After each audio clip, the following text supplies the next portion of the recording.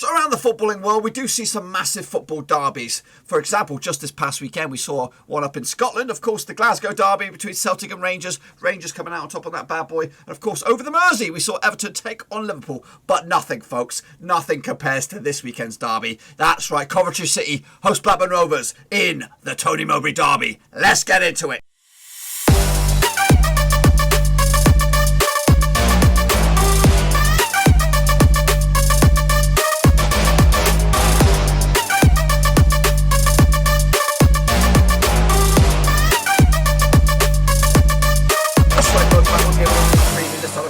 To Coventry City hosting Rovers this coming weekend, and we'll talk about it in just 1 second. If you're new to the channel, smash your subscribe button to get you bang up to date with all things Blackburn Rovers related, championship related, world football related. We're going to know here under Waruski. That's right, of course, Mowbray managing both, has managed both, of course, Coventry City and Blackburn Rovers, and of course he'll go down to face his opposition or his former club today. Well, not today. That's right, folks, back once again with another match preview. This time looking forward to Coventry City hosting Blackburn Rovers. That's right, aka the Tony Mowbray Derby. We'll talk more about that in just a second. Of course, if you're new to the channel, make sure you bang the old thumbs up, bang subscribe, of course. Keep me bang up to date with all things Blackburn Rovers related, championship related, world football related. We're going to know here under Waruski. That's right, of course, Mowbray managed Coventry for how many games? I think I've got the numbers in front of me. He managed them for an impressive, 75 matches. Yeah, we'll take a closer look at the stats and figures in just a second. One big shout out to, of course, the patrons support the channel behind the scenes. You know who you are. Max Sangavi, the recent patron to the channel. So do respect to him, and of course the fantastic patrons that are supporting the brand behind the scenes. So kudos to them. And if anyone else is out there that wants to support the channel in another way, check out the link down below, patreon.com/Rovers. And of course, big shout out to Will Shepherd, who did up his pledge recently as well. So thank you very much. So let's take a look at it then. Looking forward to this one because we need to bounce back and bounce back fast. It does take place. We'll take a look. Well, I'll show you where it takes place in just a second. But of course, it is all about this. Coventry City, one of the finest footballing badges in the world. I do tell you that now. Only ousted, of course, by the mighty Red Rose of Lancashire there with Blackburn Rovers. I do really like that badge. I really do. It's got all sorts going on here. I did a football badge review. Okay, in fact, a couple of them actually. So do appreciate, do like that badge, and that's one major thing Coventry got going for them this season. But anyway, let's take a look then at the men that matter this coming weekend. Of course, Coventry City managed by Mark Robbins these days. Liam Kelly is El Capitano, and Matt Godden is your main man with goal threat as well. And I think they've started off okay this season, especially Matt Godden scoring quite a few goals already to be up in the tallies as well. Of course, they'll be facing Rovers. Of course, Tony Mowbray still behind the scenes, pulling the strings. Of course, Darren and El Capitano on the receiving end of a big fat OG this past weekend. Adam Armstrong, his goals have kind of gone a little bit quiet of late. But anyway, that's the key men that matter. But where will the game take place? Well, it takes place right blooming here. That's right. Can we get into it? Can we? Here we go. It's exciting times. Yes, it's not the Ricoh Arena, unfortunately, for Coventry. That is still out of their hands. Of course, they did actually play their football right here at Birmingham City. Can we zoom in on that then? I know they don't speak Scouse, but look, it's a fantastic stadium. It's a good stadium, especially for championship level as well. Decent. I'm going a little bit weird. Of course, it is realistically the home of Birmingham, but it's fine. It's where they'll play their football for the time being. I think they're working on something, trying to get a new facility to play their football. But right here, right now, that's the place it's going to be at.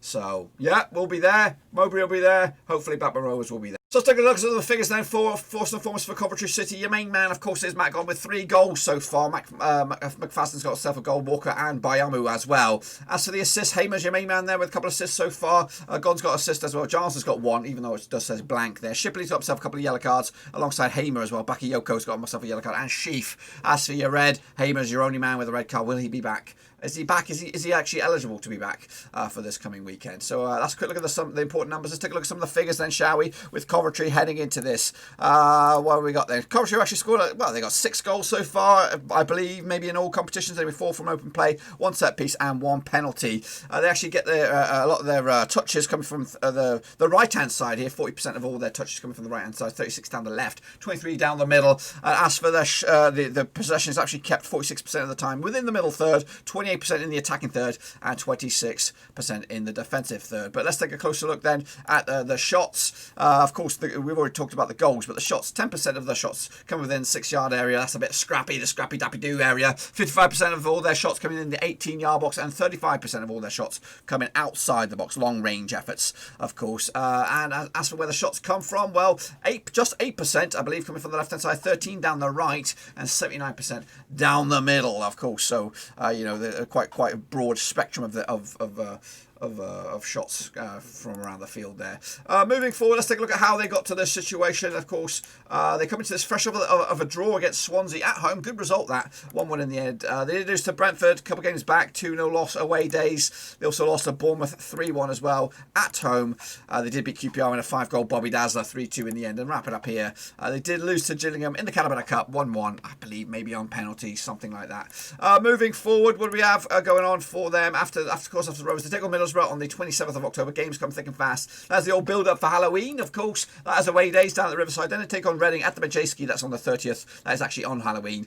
So maybe it's a spooky occasion for them, and maybe they'll spook themselves to some 3 points. They'll take on Nottingham Forest as well in the first game of November, the 4th of November, away days as well. Then they'll just go to where we were down at Vicarage Road, to take on Watford on the 7th of November, and then wrapping up the 5-game stretch against Birmingham at home, but also away against Birmingham, who will be at home but also away. Righty then, let's get into it and make a starting 11 for Coventry City. We're going to start with, of course, the goalkeeper. No questions asked there. Morosi's been starting the majority of the games, if not all the games so far, between the sticks, so he'll come in.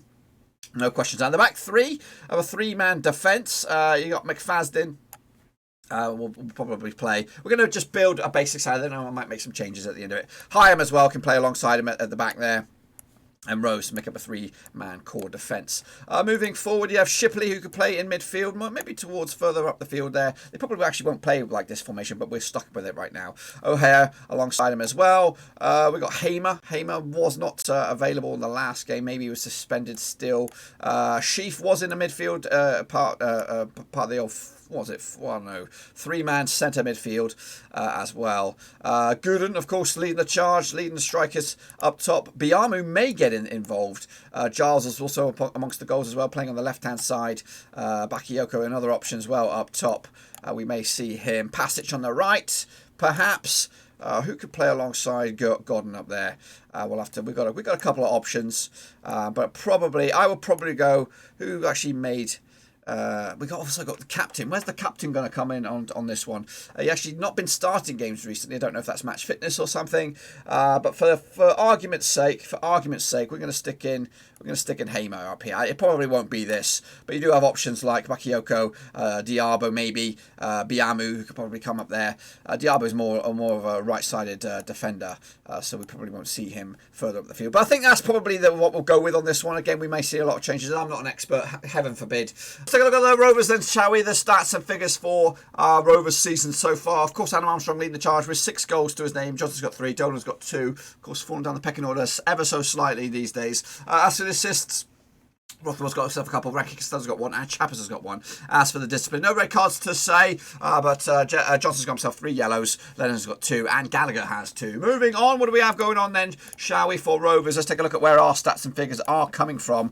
For example, where are shots and goals coming from? Well, let's take a closer look at it then, shall we? We've actually scored 8 goals from open play, 2 from a counter-attack, 1 set piece, and 1 penalty. Of course, not a penalty that we did against Watford, because we missed it. Heading into this, our touches, 34% of all of our touches on the left-hand side, 39 down the right, 27% down the middle. As for whereabouts in the field, those touches are being made, 43% down the middle, 31 in the attacking third, and 26 in the opposition or defensive third, should I say. As for shots, let's take a closer look at the shots then, shall we? Shots, what have we got? 4% of all of our shots within the 6-yard Bradley Dacarino area. Of course, still not back yet. The rumour has it he could be back in time for the first couple of games, or one of the first couple of games anyway, after the international break. So mid-November, we could see the Dacarino back. Meanwhile, 50% of all of our shots within the 18-yard box, and 46% of all of our shots outside the box. That is the Adam Armstrong effect. Meanwhile, what have we got going on here? We got, where are the shots coming from? 66% down the middle, 80% down the left, and 16% down the right, of course. What else do we have to talk about this one? What else? Moving forward. Of course, running for this, of course, Rovers, not great. Of course, just the other day, in fact, yesterday, we did lose to Watford 3-1. We also lost to Forest as well, so back-to-back defeats for us, and that was against Forest at home. We also drew with Cardiff 0-0, beating Derby, and Wickham now sees a distant memory. So we need another performance like that to maybe get to reboot the fans. It's not the team that needs rebooted, it's the fans that need rebooted. And heading forward, of course, after this game we take on Reading at Ewood Park, then it's Swansea down in Wales, and that will be on the 31st. So I think that game's actually moved for thingamajig. Let me actually check that, because actually might work out in my favour if that's been pushed another day. In fact, no, that is the right day, I believe. Just give me a second here. I want to just check this out. Nope, it is the day. It is the day. It's 31st. So maybe Coventry's game is on the Friday. Anyway, to take on Middlesbrough down the Riverside, of course. That's another Tony Mowbray Derby. Not as good as this one, though. And then we take on QPR again at Ewood Park, and then we'll wrap it up against Luton Town at Kenilworth Road. That is our 5-game stretch, and that could be the return of the Bradley Dacarino. Speaking of Rovers, let's have a look at the team then, shall we? Try and make an 11 here, because it's actually going to be quite difficult this time around. So there we go, folks. Let's do the forever difficult task of building a starting 11 with Blackburn Rovers, of course. A lot of new faces starting to rear their head and cause Mowbray some problems. Of course, goalkeepers. Are we there yet? Are we at a point where we want to bring in Ainsley Pearce? Probably not. Kaminsky's, he had little trouble, to be honest with you. But, of course, when called upon, Watford showed their quality. One player that will probably start is the Royals' Royce defender. That is Ayala. I put him in there along at the back there. First name of the team sheet for me. In fact, he's so good I put him in there twice now. Are we joking? Derek Williams could be in line for a return. If so, I think he'll probably be on the bench. We've got Corey Evans probably starting in midfield. Kaminsky does get the start for me. Amari Bell at left back, perhaps. We'll have to see. Darrell Lennon. Yeah, a lot of people harping on about him a little bit for maybe even being dropped. I think that's an absolute slanderous thing to say. Nyambi at right back, best right back in the world for me. Armstrong going to start down the middle. We need to see more of him. Rothwell could be featured at some stage, maybe even from the start. Big bad boy Burton deserves a nod as long as he's fit and raring to go. Of course, the German Iniesta, not tribal, but Lewis Holtby again should start if match fit and raring to go. Bradley Johnson, player of the month, not really delivering today or recently. And Tyrese Dolan again was, had a cameo, but from right here, right now, I think he's slipping down the pecking order pretty rapidly, showing a little bit of frailty, a little bit of weakness. But he is a youngster, not as young as this guy, but Harvey Elliott does get it in this team as long as he's fit and raring to go, and we can squeeze another game out of him. So the dilemma for me is who is going to play in midfield. We have actually got 4 options to fit in 2 spots, and if all fit and raring to go, I would go like this. It might be a little bit too adventurous, but we would do this, especially against Coventry. I would go with this. So we have a little German core there, and of course with a bit of spunk in Rothwell.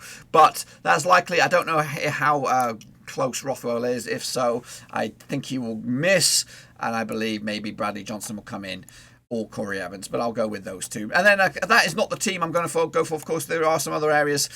Douglas was on the bench, didn't get a game time, and he might be a little bit, I don't know how match fit he is, but if he is fit and raring to go and getting the go-ahead, he does start for me. We do show a lack of little options in set pieces. Holtby was taking the majority of them, but Douglas does add a humongous bit of quality down that left-hand side, increases our back 4 strength immensely, and as you can see, realistically, all these should be 70s. I don't know why Nyambi's on a 67. You'd have a 70 core midfield, and up top here, Armstrong should be over 70, 75 easy. And Elliott is also showing his true class. That would be my starting 11 for me. Of course, you got Rankin Costello competing. You've got Chappers competing, of course, Tyree Dolan as well. But that for me is my team. Moving on, what else do we have for you? In fact, let's jump out of the old spectrum here. Let's break down this match a little bit further then in some more numbers. Let's take a little look at Mowbray, of course. He actually managed both of these two clubs heading into this. He's actually just managed Coventry 75 times with the points per match of 1.33. Of course, it's absolutely nothing compared to his time at Rovers. He's managed actually Rovers 178 times, the most he's managed for a club. That includes Middlesbrough, Celtic, West Brom, of course. He's actually having his second best tenure as a manager. Of course, Celtic with 1.73 points per match, 1.54 for Rovers, of course. So when his time at Coventry, actually he played, managed 36 times, winning 26 of them. And like I said, with Rovers, he's actually won 76 of them. His record against Mark Robbins is, not great, but we'll have a closer look at it here, shall we? I'll bring up the numbers. I think it's actually in Robinson's favour. They've managed against each other in the dugouts 5 times. Mowbray's won 1 of them. Robinson's won 2 of them, and there's been 2 draws. As for his record against Coventry, well...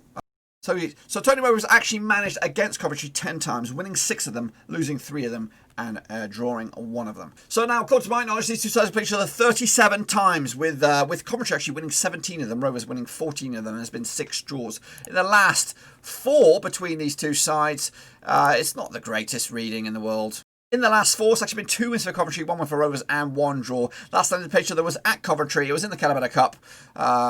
It was a 3-1 for Rovers. It was Mowbray in charge as well. Evans, Smallwood and Dominic Samuel on the score sheet. Duckins Nazon on the score sheet for Coventry. Meanwhile, last time they played each other, I don't even know when the last time they played each other in the league. But it's got to be way before 2008. Heading into this, Rovers have actually conceded at least 2 goals in any of the last 10 matches away from home. And actually, they've got pretty terrible form at the moment. Just 1 win in the past, 4 away. Meanwhile, Coventry's home form coming into this, just 1 defeat at the past. What is it? 3 for them in all competitions. So what we can expect from this game, Coventry attacking on the wings, coming back from losing positions as well. Their weaknesses, though, Coventry keeping possession of the ball, defending against attacks down the wings, and defending against skillful players. So hopefully we can exploit that a little bit. The style of players attempted through balls, often non-aggressive, but playing the offside trap and playing in their own half. Rovers' strength, counter-attacks, creating long shot opportunities, creating chances using through balls, attacking set pieces, finishing scoring chances, creating scoring chances, attacking down the wings, protecting the lead, and stealing the ball from on the opposition. Our weaknesses, though, is avoiding the offside trap, aerial duels, defending against counter-attacks, and defending set pieces.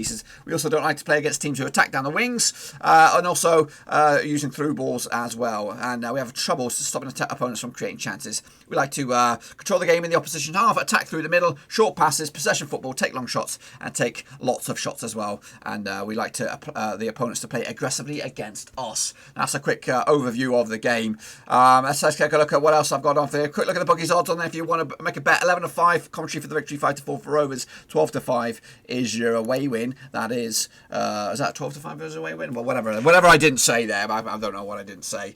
But of course, a difficult one to look forward to. That's just my opinion of the match. What about the fans? Well, they were a bit vocal, of course, still reeling from the Watford result, but they are vocal and they are talking about the build up to this game. For example, let's take a look at what's going on the old brfcs.com forum. They're still reeling. Some a user or I don't know.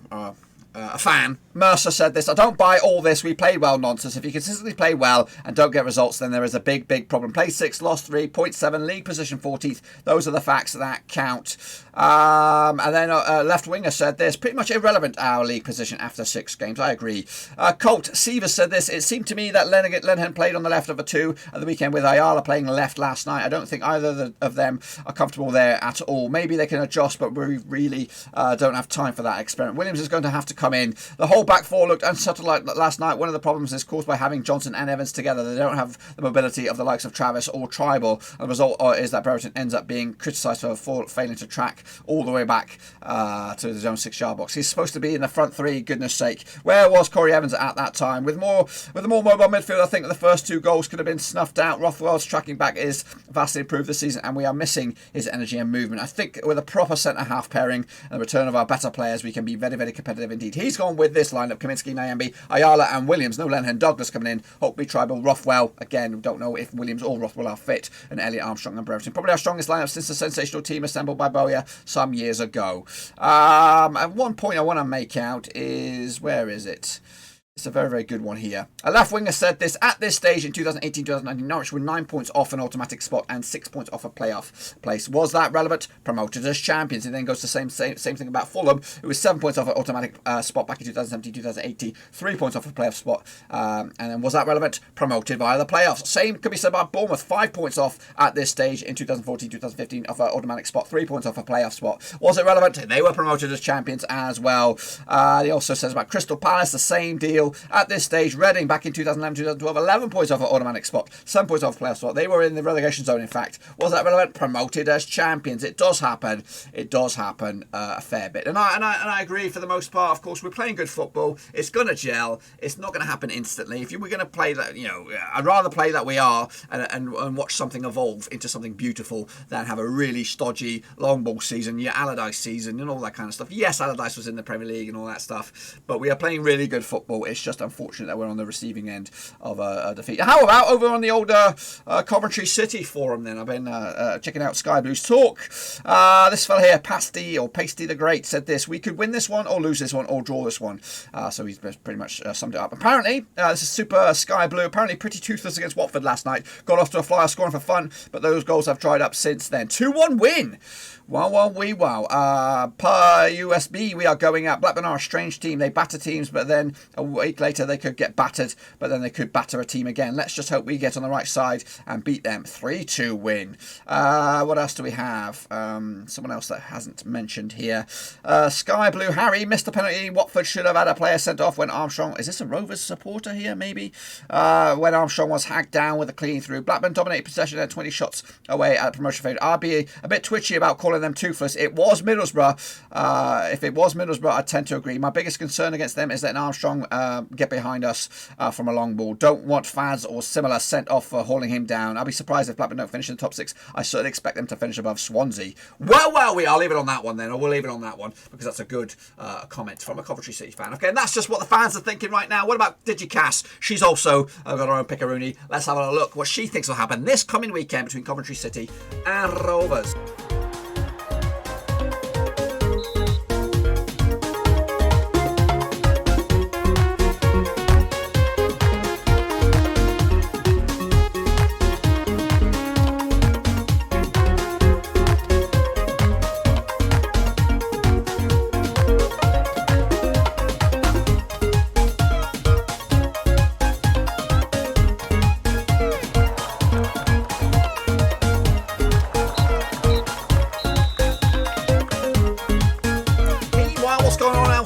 Championship. Let's take a little look at it, shall we? Of course, Forest taking on Derby. That's a bit of a crunch one class, that one. Of course, our recent opposition, Watford, taking on Bournemouth in an all-previous Premier League affair. Huddersfield Town against Preston. That's a bit of a tasty one as well. QPR against Birmingham. Norwich against Wickham. Reading against Rotherham in the Battle of the R's. Coventry against Warnock. That's a Neil Warnock derby down there. We've also got Sheffield Wednesday against Luton. Bristol City against Swansea. Millwall against Barnsley. Of course, the game of the weekend is at St Andrews, where Coventry City will host Blackburn Rovers, and we'll have a watch along for that. So if you are a fan of either Coventry or Rovers, or just a transient wandering around the old internet or bored, come stop by and watch the watch along unfold. Stoke City against Brentford, of course. This is the what have we got going on? This is the situation as it stands in the old table. Reading lead the charge by 3 points. They're doing well so far, but have they really faced much opposition? Of course, Bristol City hot on the heels though. Watford, Bournemouth, Swansea, and Millwall make up a top 6 there. Sheffield Wednesday on paper going down. Wickham and Derby as well. As for Coventry, they come to this 19th. Rovers are down into 14th at the moment. But a win for Coventry could see them go as high as 13th. Rovers could go as high as 7th. Quick look at the top goal scorers. Of course, Armstrong was top goal scorer, but he's kind of fallen down the pecking order now. Ivan Toney running away with it, 7 goals so far.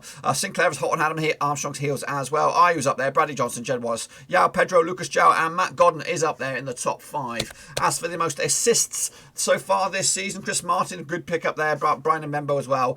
Jake Bidwell, Dominic Solanke, and a whole chasing pack with 2 assists so far. As for the discipline, well, Adam Clayton leads your charge with Belmont, Bradley Johnson, and even Sucic. In fact, a whole host of you guys with 3 yellows. I don't think we have a red card one to boot just yet. Moving forward, before we get out of here, quick look at a list of players who have played for both Blackburn Rovers and Coventry City. Pick your favourites out of that list. Of course, Roy Wegley, Yakubu, of course, goal scorer. Stephen Warnock, Elliot Ward is in there. Sherwood's in there, of course, Premier League winner. Who else? Matt Jansen, Craig Hignett, Colin Hendry, Kevin Gallagher, Tim Flower. Some real quality players in there. Some duds, including Leon Best, Nathan Delfonso.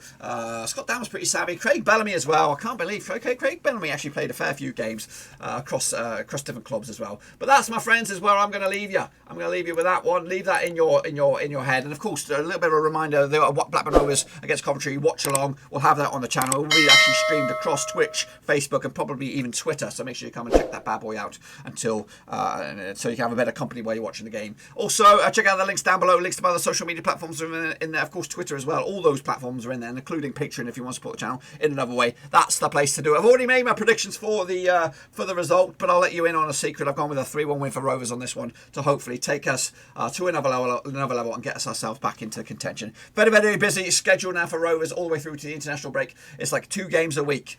Or 3 games every 10 days. Absolutely manic. Until then, though, we'll be covering, of course, each and every game as they come through. But I'll let you go. Be safe out there. Come on, Rovers. We've seen the performances. They're good, but we need the results. You know, the performances are only as good as your last result, and our last result was a defeat. So we need to get another one over the line with a big fat 3 points. It's going to be tricky, though. Coventry City are tasty. They've got a goal scorer in Godden, and of course they've got Robbins who knows his way around a dugout. Anyway, I'm going to let you get out of it. Be safe out there. I'll see you all very soon. Come on, watch the watch along on Saturday. I'm out.